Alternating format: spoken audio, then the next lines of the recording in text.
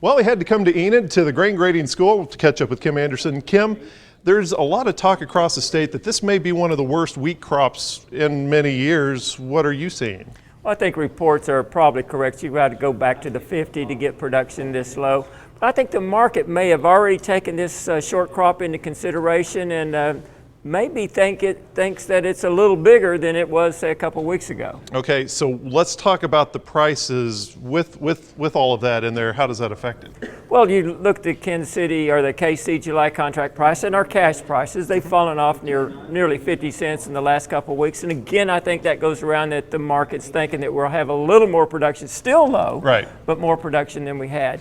You look at that KC July contract, it challenged the 850, it's broke the 825 support price, it's challenged the $8 support price, and if we're below it next week, then we're liable to go down to 760. So we may be at the highest point right now. We may have picked that depending on how the crop comes in. Okay, let's talk internationally. What are you seeing? Well, you look at the world supply situation and the U.S. supply situation, I think that tells a story there. U.S. ending stocks for the 14-15 marking year, 540 million bushels. This year, 583, so down next year, and that's down from last year's 718. But if you look at foreign ending stocks, 6,346,000,000 for 14-15, up from 6,271,000,000 in 13-14, up from 5,724,000,000 in 12-13. You look at the world, the same thing. Higher ending stocks, 6.9 billion.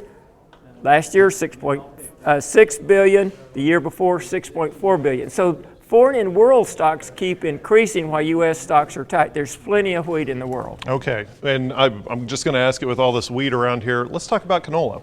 On canola, it's also having problems with production, but looks like it'll be a fair crop. You look at canola prices, you go back 6-8 months, you're up around $12 a bushel. It went down to $7.50, back up to around $9.